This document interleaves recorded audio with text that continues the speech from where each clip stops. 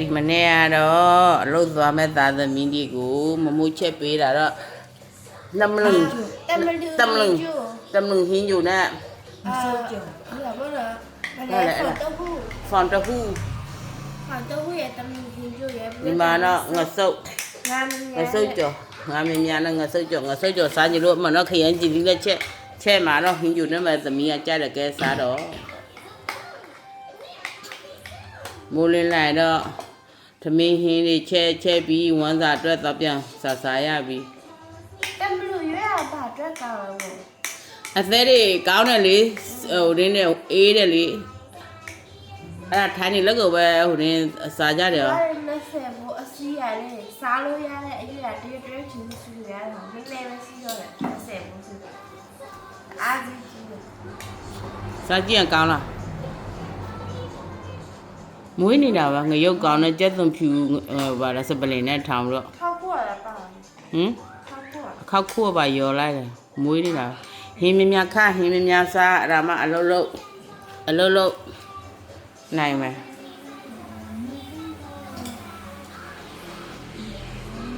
အိမ်မှာဆိုတော့ဘာမလို့နေတာပတ်သက်ထိုင်တော့ပါထိုင်နိုင်ငံမှာတော့အဲ့လိုမျိုးနေတာထိုင်တော့လို့မရမိုးလေးလိုက်အလုံးဖို့တာစုအိယာထားဟိုမှာကတော့တွဲပါသေးတယ်ထမင်းတွေလည်းစားကြတယ်ဗောသူတို့လည်းထမင်းစားတဲ့အတွဲမှာပါတယ်သူကမောင်ဖိုးဆိုးဟို9နိုင်မှာထားပြီး9နိုင်ထားပြီးသာသမီတွေပြီးရင်မြီးတွေလာတယ်ဗောကွယ်အမေတယောက်အမေဆိုတဲ့နာမည်ကဗမာဘက်လိုရေးတာလွတ်လို့ပဲအမေရဲ့တောင်းဝန်တွေကတော့တော်တော်လေးကြီးမားတယ်နော်ကိုကြွားပြောတာမဟုတ်အမေတောင်းဝန်တော်တော်ကြည်ပြုံအောင်လုပ်ပေးခဲ့တဲ့သားသမီးတွေတော့နော်ကိုသားသမီးတွေမျက်နှာငယ်ဟိုသူများတွေမနှိပ်ရအောင်လို့သားသမီးတွေဒီသားသမီးတွေအခုမှတွေးရတာစုံညီနဲ့အစတာဟိုးတောင်ကြအင်းရွာမှထားတာခဲ့လိုက်တာနှစ်ပေါင်း18နှစ်လုံးမတွေးခဲ့ရအခုမှမိသားစုစုံလေးသူ့ဖေကတော့မဲဆောက်အိမ်မှာအိမ်ဆောက်ထားခဲ့ရတာပေါ့မထားလို့လည်းမရအောင်သူ့ယောဂအခြေအနေနဲ့မနေ့ကတော့မှလေလို့ဘာလဲဘိုင်းအောက်လို့စီရုတ်တဲရပြန်ပတ်စံစားရတာလဲကျမ်းမာကြီးအတွက်လဲစားရတယ်နေ့တိုင်းစားနိုင်တောင်းနိုင်ဖို့လဲစားရသေးတယ်လူလောကလာဖြေးရတာလဲလွယ်တယ်လို့မထင်နဲ့တော့အလောကလည်းကြိုးစားလိုက်ရတာအခုထဲထိတော်မှအလုပ်မနာရသေးဘောနော်အမျိုးတို့လည်းကိုနဲ့တူတဲ့အမျိုးတွေစီမှာပါလိုင်းပေါ်မှာမိသားစုထားခဲ့ပြီးတော့ထိုင်းနိုင်ငံဆွေမျိုးတော်ကြီးမှာပတ်စံလာစားရဘောနော်ကိုမိသားစုမငယ်အောင်ဘောနော်ကိုမိသားစုတွေ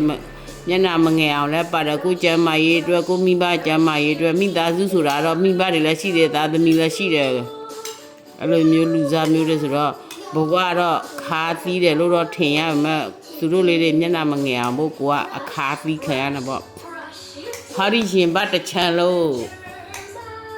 အနာခံပြီးတော့ရင်ကွဲခံပြီးတော့ကိုခြံထားခဲ့ရတဲ့ကိုသားသမီးတွေနှစ်ပေါင်း18နှစ်လုံး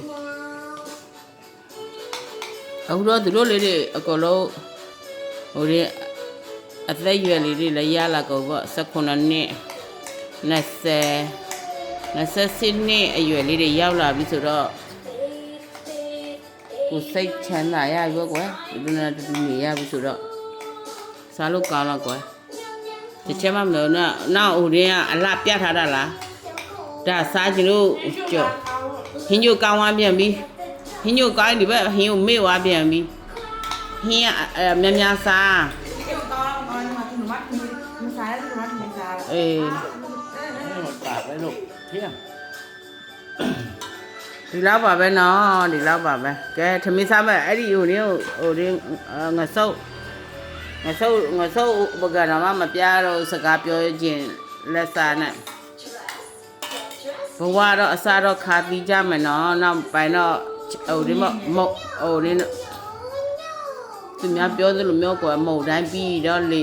ညင်းလာစမြဲပါတော့အာတင်ကြပါအားလုံးပဲပေါ့နော် ဒီလောက်ပါပဲရှင်ကဲတစ်ချက်လောက်ဓာတ်ပုံရိုက်ပြလိုက်မယ်